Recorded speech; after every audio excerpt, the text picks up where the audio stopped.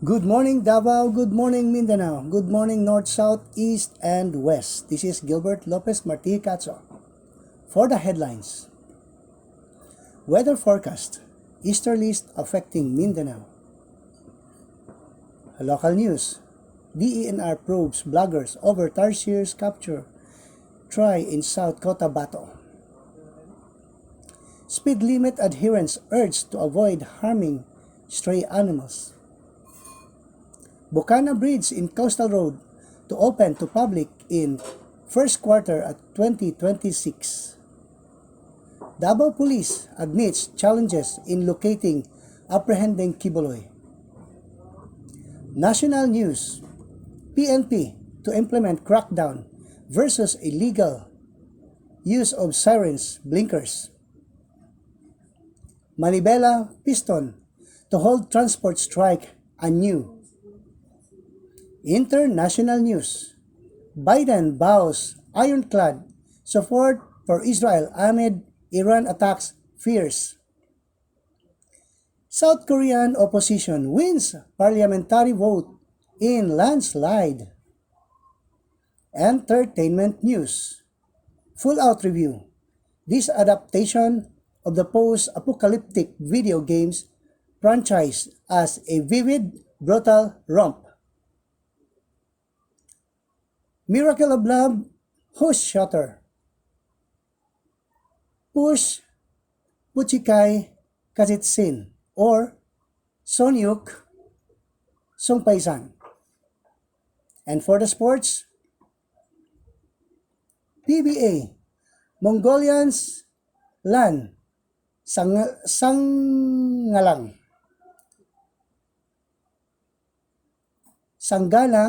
overcomes thought challenge from the North Port's Zab Lucero in road to career night.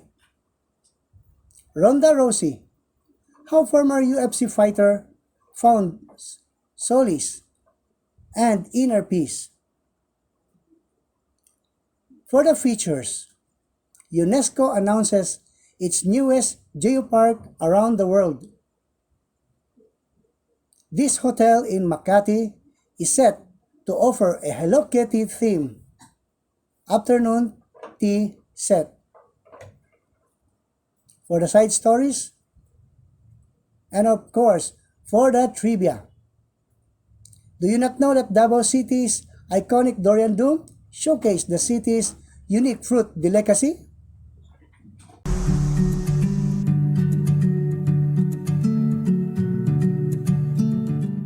Weather forecast. Mindanao will have partly cloudy to cloudy skies with isolated rain showers or thunderstorms due to easterlies. Light to moderate winds from east to northeast with slight to moderate seas.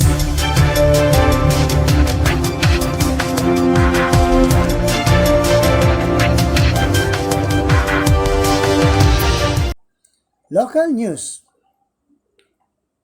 The Department of Environment and Natural Resources, or DENR, has announced plans to investigate the bloggers responsible for a disturbing video showing an attempt to capture tarsier in Pulumulok, South Cotabato. The new deleted video, uploaded on Facebook by a page called Farm Boy, depicted a man trying to capture tarsier and confine them in a cage. The ANR Sergeant stated on Wednesday, April 10, 2024, confirming that they had already investigated the incident and that the two tarsiers had been released by the bloggers.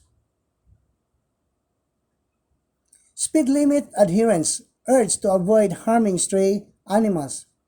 In a Facebook post, Bantay Hayop Davao issued this reminder after the Davao firefighters and rescue services rescued a dog named Jiro, who was a victim of a hit and run on Monday, April 8. The injured dog was promptly taken to the Matina Shrine Vet Center for medical attention. We hope that the driver in Davao City will consider the following: the speed limit Kahit 10 oras ng gabi, kahit walang speed gun, at CTTMO, Davao City Transport and Traffic Management Office, na nagbabantay. The group said on Tuesday, April 9, according to the conducted X-ray examination, Jiro suffered a spinal fracture and may be paralyzed from the shoulder down with swelling in his lower legs. Bantay Hayop reported that Jiro was hit with such force that he has left by the roadside. Fortunately, an unknown person moved the dog aside, preventing further harm from passing vehicles. Bukana Bridge in Coastal Road to open to the public in first quarter 2026.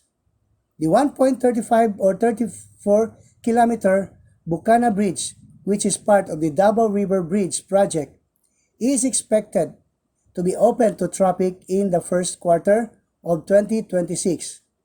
According to the Department of Public Works and Highways, DPWH, in a press release, DPWH Senior Undersecretary Emil K. Sadain said the bridge project, which is an integral part of the Davao City Coastal Bypass Road, can approximately hold about 35,000 vehicles every day, alleviating the east-west traffic congestion in the coastal areas of Davao City. The Bukana Bridge is anticipating to complement the Davao City Coastal Road, serving as an alternate route to the existing urban road network in Davao that will aid the decongesting the traffic in the old road, DPWH said. Sadain said the Unified Project Management Office Bridges Management Cluster, UPMO, BMC, is working closely in the implementation of the project with its constructor China Road and Bridge Corporation, CRBC, pushing forward with its construction activities beginning in November 2023 and is currently focused on the board peeling works. Davao City Police admits challenges in locating, apprehending Kibuloy. The Police Regional Office in Davao Region, PRO Davao, admitted that they are facing difficulties in tracking down Pastor Apollo C. Kibuloy, who is regarded as a fugitive for justice, being a prominent individual with extensive resources and logistic support, and has a network and influential friends.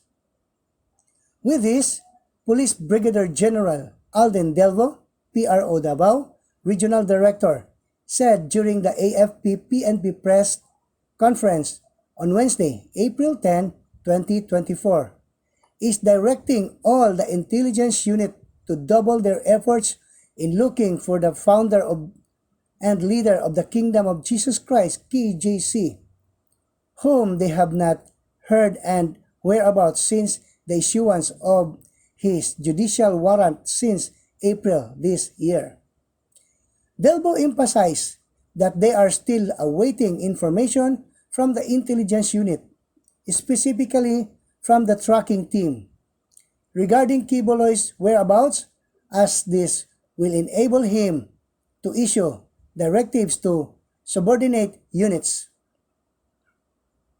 I need real, timely, relevant intelligence information so that I can give directive and instruction to the lower units.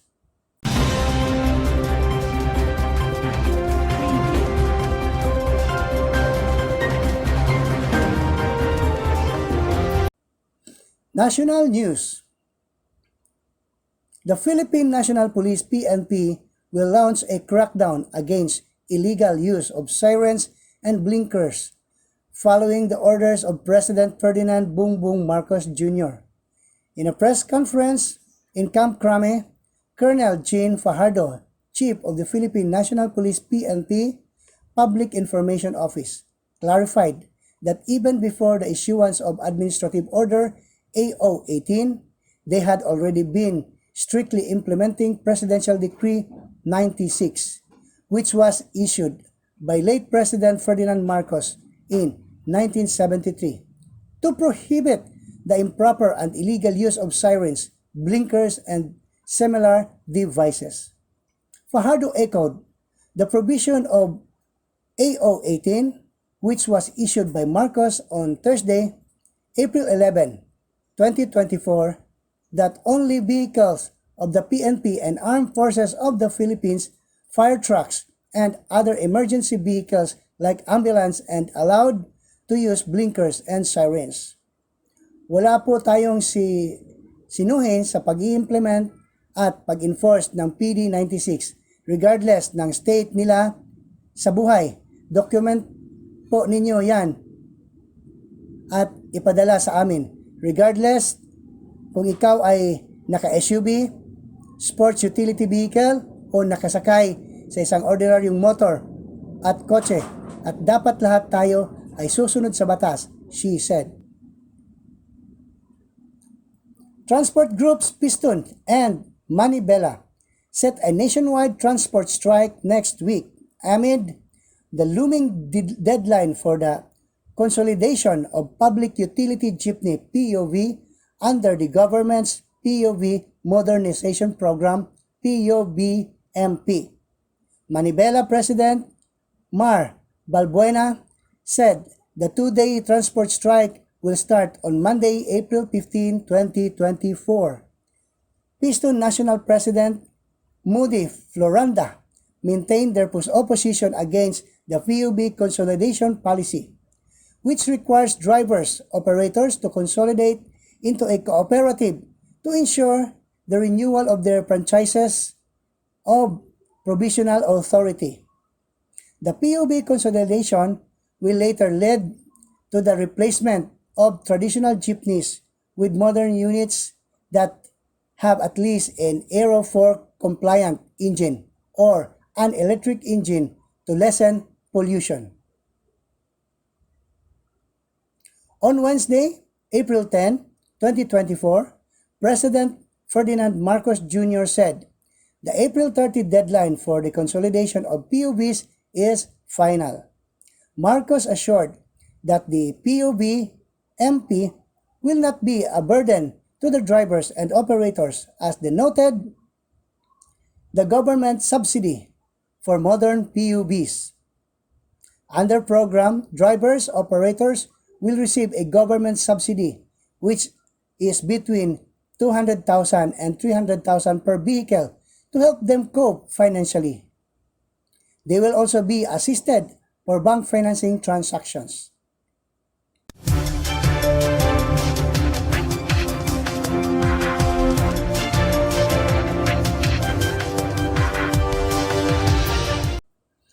International news. President Joe Biden has promised Israel ironclad U.S. support amid fears that Tehran could launch reprisals for an attack that killed senior Iranians. Mr. Biden warned that Iran is threatening a launch to a significant attack after Israel struck the Iranian consulate in Syria 10 days ago. We're going to do all we can to protect Israel's security, he added. Earlier on Wednesday, Iran leader said the Israel attacks in Damascus was equivalent to an attack on Iran itself. When they attack our consulate area, it was like they attack our territory. Ayatollah Ali Khamenei said in the televised speech, "The evil regime must be punished, and it will be punished. It is unclear what form any reprisal attack would take." South Korea opposition wins parliamentary vote in landslide.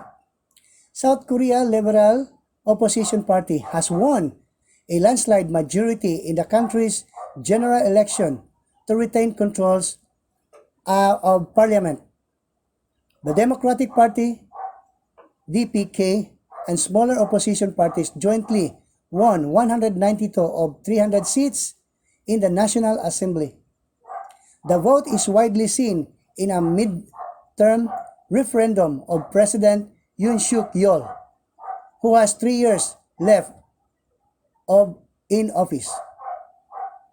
His party leaders Han Dong-hoon has resigned and Prime Minister Hak Dok-so has offered to resign.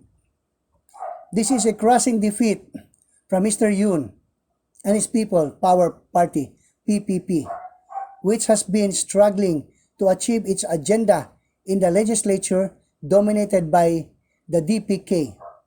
The DPK's win means they will be able to fast track and push legislation through parliament. Both the DPK and PPP use breakaway satellite parties to maximize their vote under South Korea's electoral system, which assigned some seats to smaller parties whose seats counts fall short of their overall support. This isn't the Democratic Party's victory, but a great victory for the people, said DPK leader Ji Jae Myong on Thursday.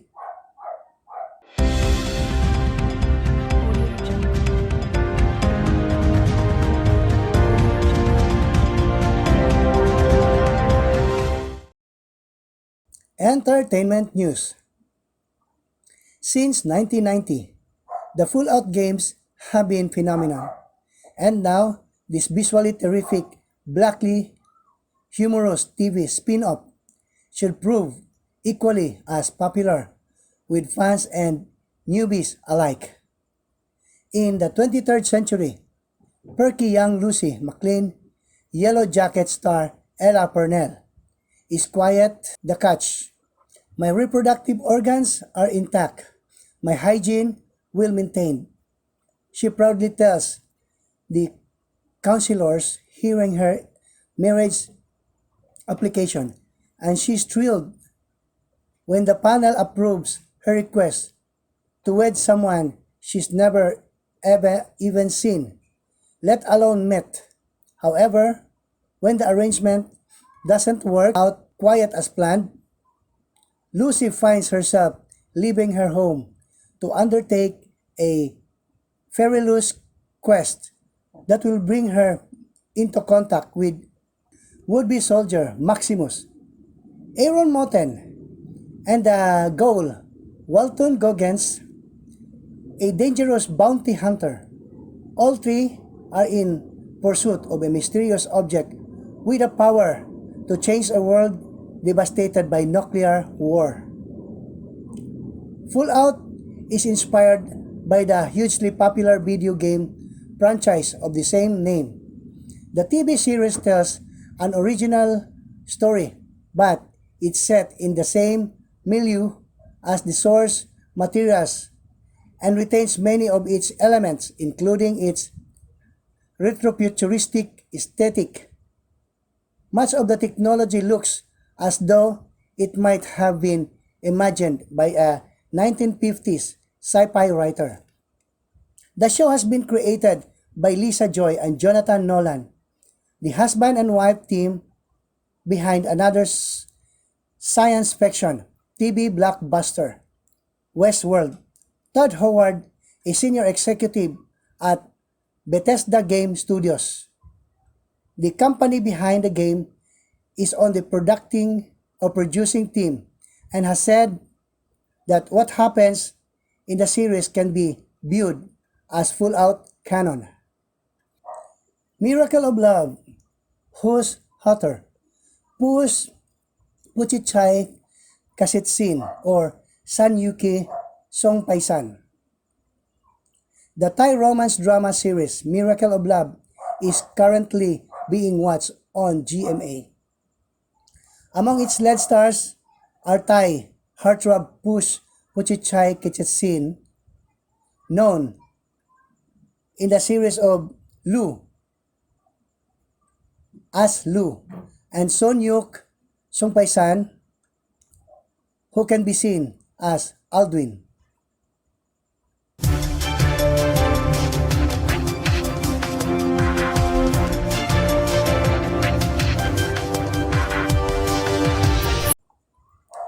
For the sports news, PBA, Mongolian Lan Sanggalang overcomes thought challenge from Northport Zab Lucero in road to career night. With Mongolia reeling from two straight losses, Sangalang felt a sense of urgency to step up for his team. Sanggalang fired a career high 32 points and hauled down 13 rebounds as the Hotshots hike out in 104-97 win over North Fort in the PBA Season 48 Philippine Cup at the Ninoy Aquino Stadium on Wednesday, April 10. Putting up a tour, the force against the Batang Pier was not a walk in the park for Sanggalang, though no thanks to counterpart Zab Lucero. The cager from Pampanga admitted having a thought time as the two ace forwards wound up going head-to-head on most occasions. Lucero finished with 18 points and 7 rebounds, his best game yet in a Northport uniform. Ronda Rousey, how former UFC fighter found solace and inner peace. Sign up for notifications to the latest insight featured via BBC Sports apps and read the latest in the series here.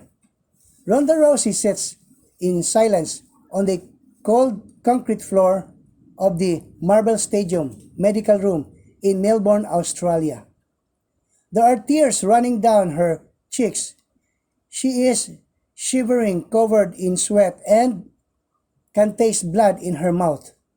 Outside, Rousey can hear laughter and tints of thousands of cheering fans. It is November 2015, and Ronda and Rousey has just lost her UFC bantamweight title via a chastening head kick knockout by fellow American Holly Holm. Her coach's team surround her, solemn, their heads lowered. In the middle of it all, Rousey's mind is a swirl of suicidal thoughts and the most intense pain, misery, embarrassment, and shame she has ever felt. It is an experience Rousey 37 describes in her new book, Our Fight, as the worst moment of the worst day in her life.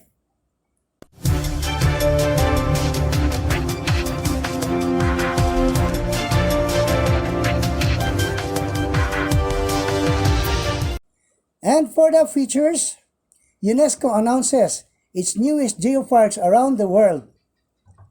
From dinosaurs fossils in Brazil to the soaring monasteries of Mitura, these 18 new geological sites highlights a particular region's natural, cultural, and intangible heritage.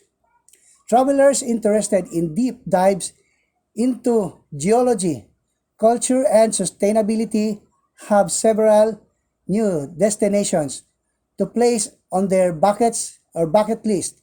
UNESCO just announced the designation of 18 new global geoparks, bringing the total of 213 sites representing 48 countries around the world. From crystal clear karst lakes to an archipelago formed during the last ice age, these parks are more than just sites with unique geological features. They also serve to highlight a particular region's natural, cultural, and intangible heritage. UNESCO Global Geopark represent landscapes where internationally significant geological heritage intertwines with human history and support rich biodiversity, explains Antonio Abreu, Director of the Divisions of Ecological and Earth Science at UNESCO. Each new geopark tells a unique story, using geology as its lens.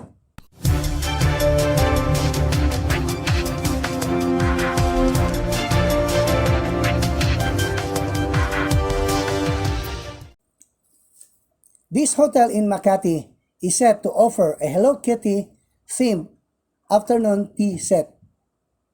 Heads up, Hello Kitty fans! A hotel in Makati will soon to unveil a new offering inspired by Japan's icon of cuteness. The Peninsula Manila is making Hello Kitty's 50th anniversary with a theme after tea set or afternoon tea set, which will be available at the lobby from April 15 to May 15 from 2:30 p.m. to 5:30 p.m. It will include sweet and savory treats by the hotel's head pastries chief Annalyn Soriano and her team, such as a strawberry financiers and strawberry rose tea sandwich cookies with Hello Kitty's signature red bow. And for the side stories, let's watch this.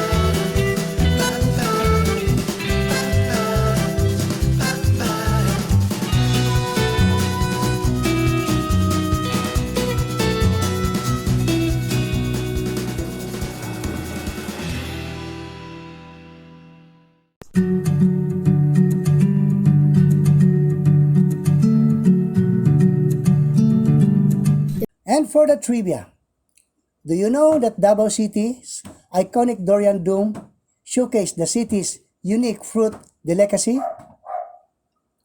Visitors can indulge in a variety of durian-based treats and take part of durian tasting session with an array of bars, club, and live music venues.